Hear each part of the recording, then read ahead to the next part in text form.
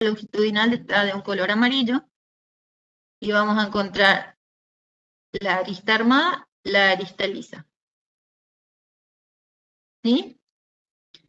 Del primer al tercer molar, estas cúspides se van disminuyendo de tamaño y también las aristas van disminuyendo su agudeza, digamos, y se van haciendo más romas.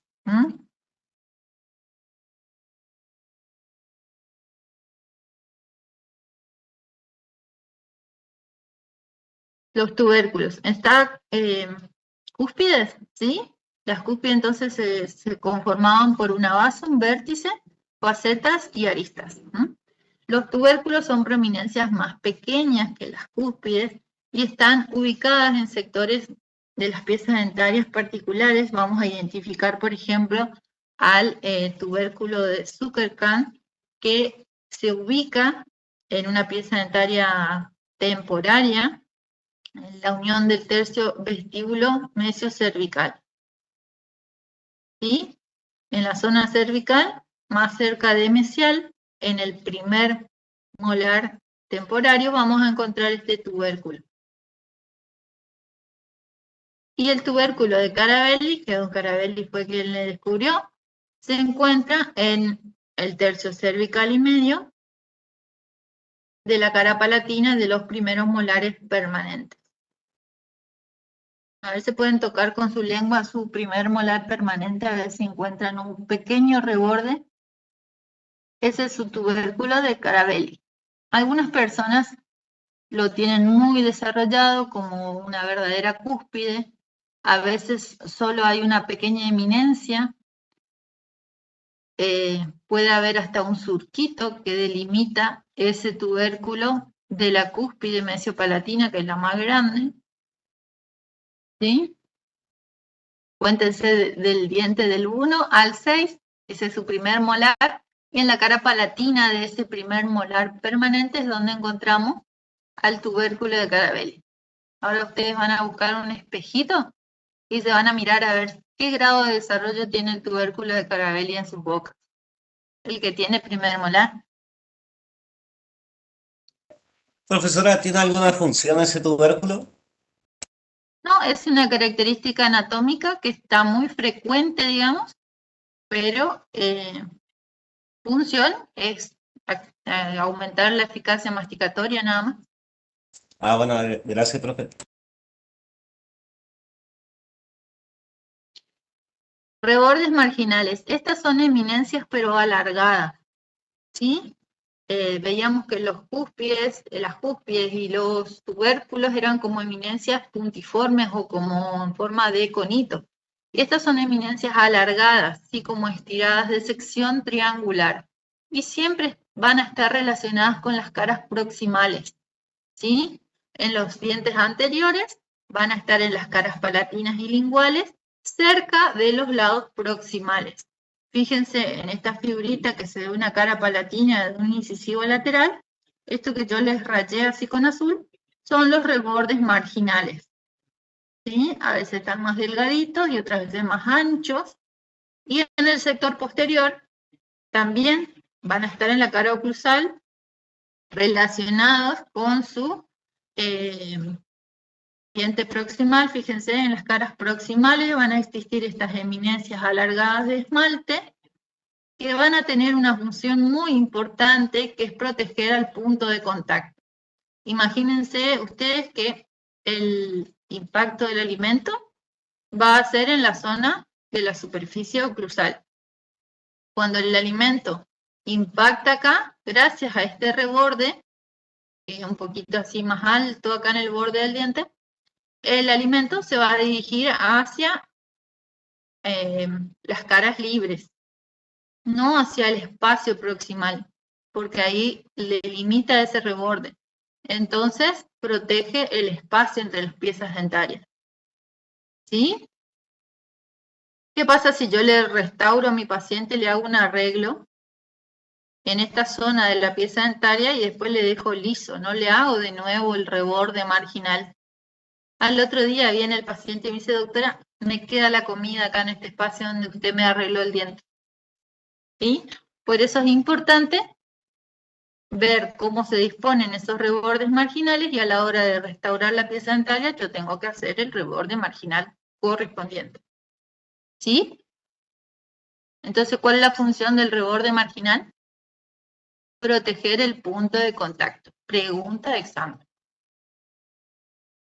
Las crestas.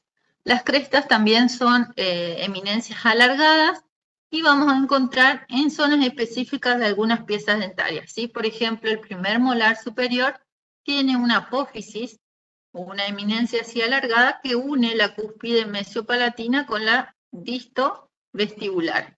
¿Sí? O sea, como una elevación alargada que une esas dos cúspides. Acá no hay surco que corte esta eminencia y por eso yo después voy a diagnosticar que esto es un primer molar, por ejemplo. El segundo molar, si acá tiene un surco, no hay ninguna apófisis oblicua. Entonces, esta eminencia alargada llamamos cresta. También en los primeros premolares inferiores hay una cresta que se llama puente adamantino que une toda esta cúspide vestibular a la cúspide pequeñita lingual. ¿Sí? No hay surco. Hay una eminencia alargada de esmalte. ¿Vamos? Ahora vamos al grupo, ¿se acuerdan ustedes que hoy dividíamos en elevaciones y depresiones? Ahora vamos a los elementos arquitectónicos que están dentro del grupo de las depresiones. ¿Sí? Las fosas son excavaciones como puntiformes que vamos a encontrar generalmente en las superficies oclusales y también podemos encontrar en vestibular y que se van a clasificar, ¿sí?, en principales y secundarias. Las principales van a unir dos surcos principales. ¿Sí? Ahora vamos a ver los surcos cómo los distinguimos. Entonces, esto es una fosa principal. Estos son surquitos principales. ¿Sí? Y en este caso, por ejemplo, hay una fosita secundaria acá porque une surcos secundarios. ¿Sí? Fosita secundaria también puede haber en la cara vestibular de los molares, donde suele ser inicio de procesos de caries, ¿sí? Porque tiene mucha profundidad y a veces puede tener un fondo de dentina. Entonces van a ser principales si unen surcos principales y secundarias si unen surcos secundarios. Los surcos secundarios son los cortitos, ¿sí? Los que no delimitan una cúspide. Ahora vamos a ver surcos. ¿Son los que van hacia el reborde marginal, profe? Sí. También por ahí cabalgan sobre las facetas armadas de las cúspides. ¿Sí? Los surcos son interrupciones longitudinales de esa superficie dentaria. Están en el esmalte, pero también pueden tener un fondo de dentina y entonces son más susceptibles a caries. Recuerden ustedes que toda la pieza dentaria donde está cubierta con esmalte es como que está protegida. Esa zona excavada es una zona de susceptibilidad a las caries porque aparte de retener el alimento, tiene menor espesor de esmalte. ¿Sí? Se clasifican también como las fosas en principales y secundarios. Los principales van a estar en el centro de la cara oclusal y van a partir de una fosa principal a otra fosa principal. ¿Sí? Está muy rayada esta imagen, pero los negros serían surcos principales y los azules serían surcos secundarios. Son más cortitos y van a estar, por ejemplo, los secundarios delimitando un reborde marginal. Acá en amarillito, surcos secundarios y en rojo, surcos principales.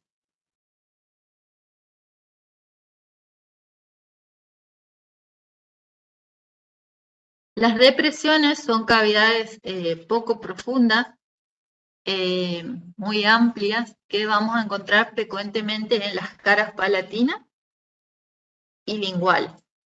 ¿Sí? En los superiores están como más marcadas las depresiones porque los rebordes marginales son bien altos y entonces se nota mucho la depresión palatina. En cambio, en los inferiores como que los rebordes marginales son poco elevados y entonces la depresión no es tan notoria. Como que se continúa con los rebordes, parece esa depresión.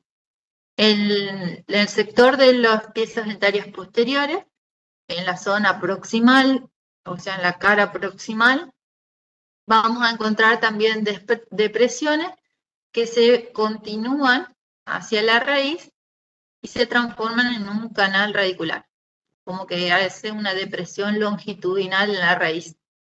¿Sí? En la superficie de la corona se llama depresión.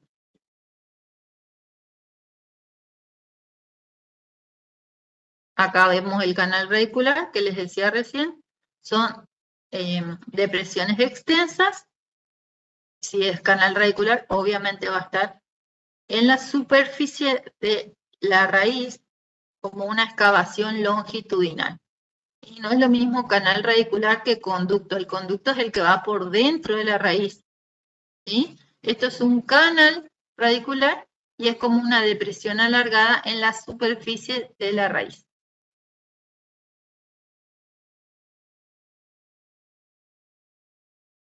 Otros elementos anatómicos que hacen a la configuración externa son estos orificios que hay en el ápice. Esta es la puntita de la raíz y en la parte más alta de la raíz, el ápice. El orificio de mayor diámetro se llama foramen apical. ¿Para qué está este orificio? ¿Ustedes saben? Para el paso del paquete vascular nervioso. Muy bien. Por ahí van a entrar una arteria y un nervio. Y va a salir una vena que va a hacer la irrigación de esa pieza dentaria. ¿Sí? El orificio de mayor diámetro es el foramen y generalmente coincide o está cerquita del ápice, la parte más alta de la pieza dentaria. ¿Sí? Después hay otros orificios pequeñitos, ¿sí? Que son las foraminas. Después cuando vemos anatomía interna de la pieza dentaria vamos a estudiar cómo se llaman estos conductos. ¿Sí? Acá dice conducto principal, el de mayor calibre, conductos accesorios, los pequeñitos y terminan en foramina. Ahora que estudiamos configuración externa, solo vemos orificio de mayor diámetro foramen, orificio de menor diámetro foramina. ¿Sí? Fíjense que cuando las piezas dentarias están en las arcadas dentarias, en la boca de nuestro paciente, podemos establecer que hay un cuello clínico, ¿sí? Que lo establece el nivel de encía. Y entonces voy a decir que estoy viendo el cuello clínico de mi paciente porque es hasta donde va la encía del paciente. Pero hay un cuello anatómico que lo va a delimitar esa línea de unión entre lo que es el cemento que rodea la raíz y el esmalte que cubre a la corona. Entonces, el anatómico es el lugar, yo voy a ver acá una diferencia de color y todo, ¿sí? Porque el esmalte es blanco y el cemento es medio amarillento. Eso va a delimitar una línea de unión entre esos dos tejidos y ese es mi cuello anatómico. Y el cuello clínico lo va a dar la posición en la que esté la encía. La parte más alta de esa papila, ¿sí? Entonces voy a tener una corona clínica establecida por esa altura de la encía. Y una corona anatómica que fíjense es más larga porque va hasta el límite entre cemento y esmalte. ¿Se entiende? ¿Entienden esta diferencia? Sí, profe. Muy bien. Profe. Muy bien. Para que todo esto se fije en sus cabecitas, ustedes vayan mirando en sus bocas, ¿sí? Ustedes pueden reconocer en sus bocas estos elementos arquitectónicos que estudiamos. Fíjense si ustedes pueden encontrar. Hoy les decía lo del tubérculo de Carabelli. Pueden ver en su primer premolar inferior a ver si encuentran el puente adamantino que une las dos cúspides. Fíjense si ven en sus dientes los rebordes marginales, ¿sí? Si hay diferencia entre el tamaño o altura cuspidia en los molares. Decíamos que las cúspides eran como unas pirámides que tenían una base y un vértice, ¿sí? Esa distancia entre la base y el vértice me va a dar la altura cuspidia. Entonces yo puedo decir, por ejemplo, las cúspides mesiales tienen mayor altura cuspidia que las cúspides distales, ¿sí? Las cúspides mesiales van a ser más altas, o más agudas, o más redondeadas, ¿sí? ¿Algo que quieran preguntar?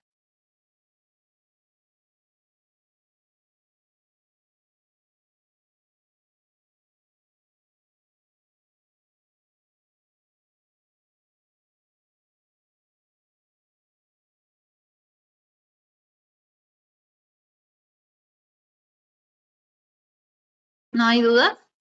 ¿Estudiaron para hoy y tienen un cuestionario en el aula?